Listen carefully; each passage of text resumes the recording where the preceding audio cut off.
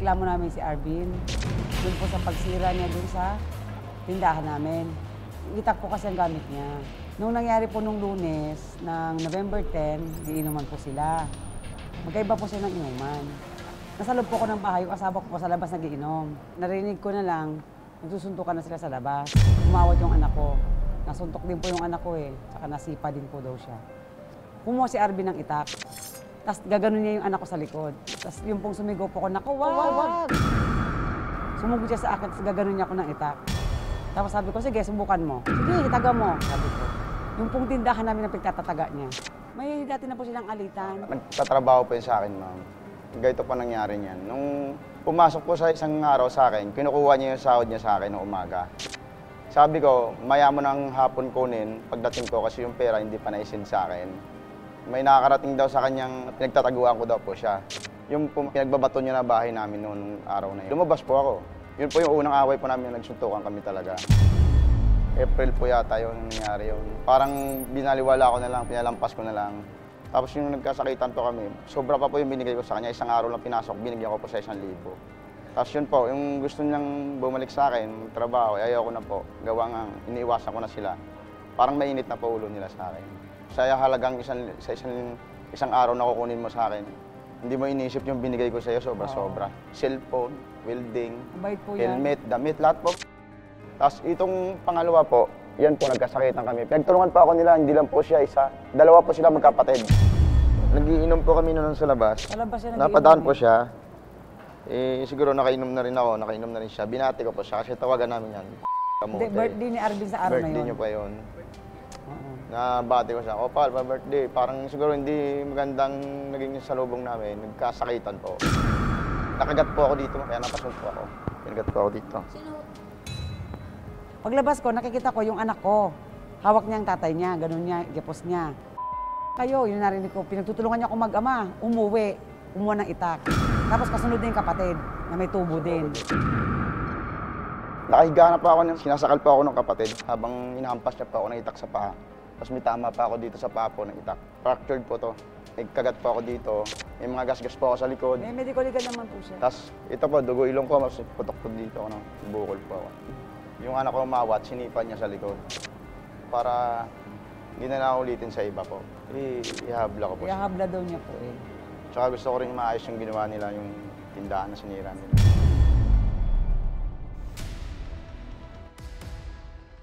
Magkaibigan po talaga nung simula nang lumipat po yung mga yan, ako po ang naging kaibigan niya po. Hindi ko na po siya pinansin nung time na yun, nung gawa ng hindi ko nagustuhan yung ugali. Yung kinukuha ko po sa kanya yung araw ko nung time na yun, gawa ng alis po ako. Nung hinanap ko po siya, hindi niya po binigay sa akin. Nag-inom pa po siya bago siya Tapos nagalit ako sa kanya. Binato ko lang yung bubong po. Tapos nagalit siya, nag-away po kami dalawa. Pagkatapos po nun, wala na po, hindi na po kami nag-iimikan. Maligalig po kasi siya pagka nakakainom eh. Ako po nung birthday ko, hindi po ako nag-inom nun. Tapos nung hapon po, paglabas ko, bumili ako. Binati niya po ako, happy birthday Judas, tapos may pagngiti pa po siya. Kaya di doon po ako nagalit nun. Sinunto ko po, inamin ko po. Pero hindi po ako lasing nun, siya ang lasing po nun. Hindi ko po kinagat yun. Basta ang pagkakalam ko po, sinuntok lang siya nun. Nag-away po kami dalawa. Tapos nung pag-uwi ko po sa bahay, ang nakalaban niya na po yung kuya ko. Pero hindi ko na po alam na nakalaban niya na po pala yun. Pero sinasabing itak na nilabas ko, hindi po yun. Hanggang sagit lang namin, tapos bumalik na ako. Nung tinadyakan ko po yung anak niya, hindi po ako lasing noon, kaya alam ko po lahat noon. Siya lasing na lasing po siya. Yung kada taob niya po, siguro, tumama sa may ng release po. Kaya siguro may mga guwit-guwit po sa likod. Yung mga sugat niya po sa paa, bubog po yun. Yung mga pinagbabasag niyang bote, napakan niya po. Ayun yung pagkakaano ko. Hindi ko po nagtatagaya ang tindahan nila. Sinuntok ko lang po yun. Sobrang sama ng loob ko sa kanya, ma'am. Kamote yan, tawagan namin kamote. Yung sabi ho, kasi napakaano naman po nun. Gusto po mangyari, magkaayos po kami. Hihingi po ako ng pasensya sa kanya, sa kanilang dalawang mag-asawa.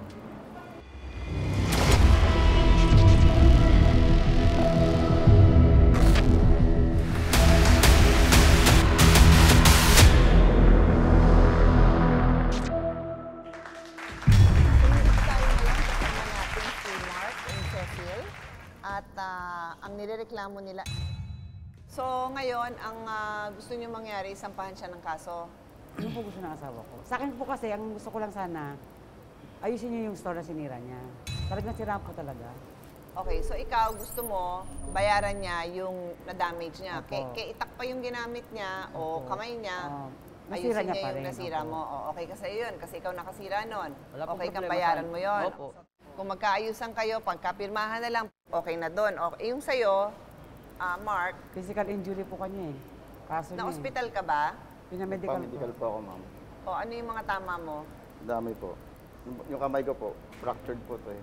Ilang araw ko rin hindi siya magalaw eh, hindi ko magamit. Hindi Dahil may nakapagtrabaho. trabaho po ako, hindi ako nakapagawa. May gamot pa po yung iniinom, ma'am, hanggang ngayon. Okay. So, tanggap mo ba na babayaran mo yung mga ginastos niya dahil dun sa ano niya? Dun sa sinapit niyang mga medical treatment? Opo. Kung ngayon po yung matapos lang. May trabaho ka naman. Hindi nga po ako napasok eh. Isang linggo. Hindi ka rin nakapasok. May injuries ka din. Namaga yung gento ko po, namaga. O gusto mo rin singilin sa kanila? Hindi na po.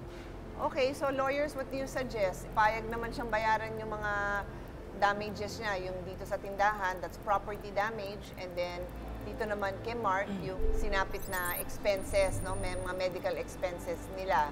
So we can make an agreement kung saan nakasulat yun. Kasi since nagpa-medical ka naman, alam naman natin yung gastos nun.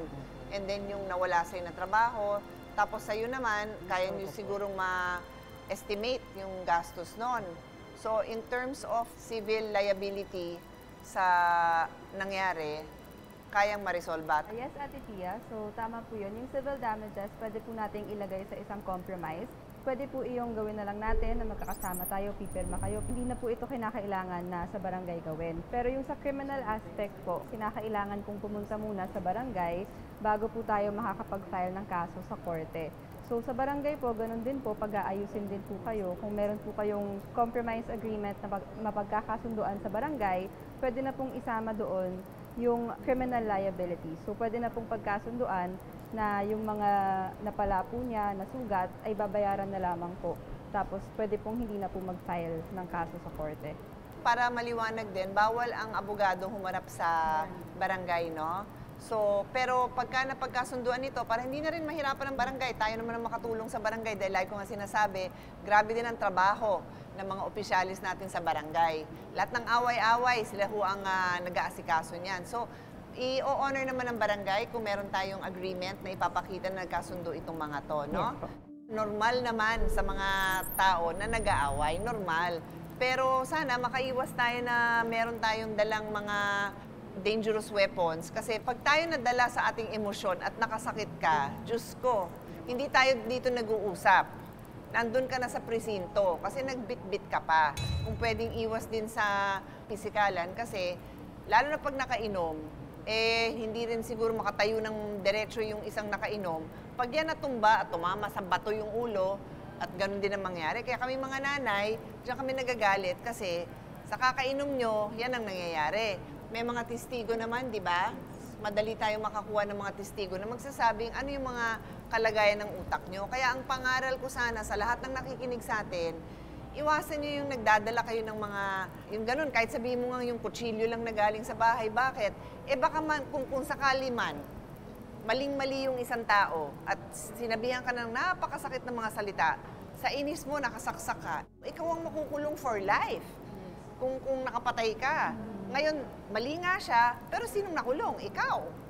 So, pangaral ko po sana yun sa lahat ng mainitin ng ulo na huwag kayong gumanti ng pisikalan. Kasi pagka sinalitan ko yung masama, ano din naman yun, maisusumbong nyo din sa barangay, di ba?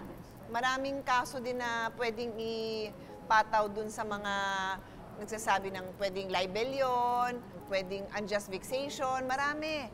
Tapos sana iwas-iwasan natin yung inom ng inom. Wala namang naidulot. Bawas pa sa budget ng pamilya. May mga anak ka ba, Joseph? Mga anak pa lang po. Mga anak pa lang. O di, ngayon, mga anak pa lang, may utang ka na. Pero ang gawin natin, para hindi na kayo babalik dito, gawan natin ng payment plan. Kung ano yung kaya, unti-unti. Para lang matapos na, sabi nyo nga, di ba? O, pwede bang magkamayan? Kaya ba? Para lang matapos na, tapos ipakita nyo naman sa... Oh, very good. Oh, kita Kita mo, nako, thank you naman. Nako, thank you Lord at nagkabati-bati tayo.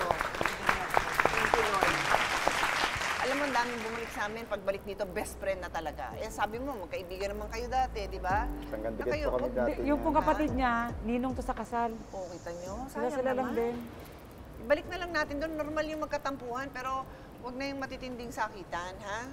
O magdo-donate na lang ako dun sa ikaayos nung ano mo para bawas sa utang niya. O, Thank you po. okay, pati sa medical mo, tulungan namin. So magbigay ka pa rin kahit papano kasi naano sila eh. Pero bawasan na lang natin para ano tayo, parang kumbaga wag na kayo magsingilan ng ketagal-tagal, ha? Opo. At magtrabaho ng maayos. Tapon nyo na yung alak na yan, mag-jogging na lang kayo. Yun nga eh. Sige, thank you. Thank you po. Thank you, ma'am. Nagdagas pala. Sinamahan ng Team Cayetano in action with Boy Abunda sina Brian at alias Joseph sa barangay para magpirmahan ng kanilang kasunduang babayaran ni Joseph ang mga pinsala sa tindahan ni na Brian at Cecil. Nakapagsunduan po namin na mag-ayos na. Hulug-hulugan niyo na lang po kung ano yung damage niya po sa tindahan namin. Kapirma na po sila sa barangay na naayos na po sila. Lalo na po yung kaso. Tapos pagtutulungan po nila yung pagpagawa. Sa panig ni Joseph, malinaw ang kanyang pangako na aayusin ang nasira at tutuparin ang kanilang napagkasunduan. At importante po, nag-aayos na po kami. Huwag na pong daan sa init ng ulo. At huwag nang gumaya. Salamat po kay Ate Tia sa natulungan po kami. Naayos po ang problema namin. Papasalamat po kay Ate Pia pati sa dalawang mag-asawa po. Maraming salamat po kay Ate Pia po. Sa pagkakataon po na binigyan niyo sa akin. Maraming salamat.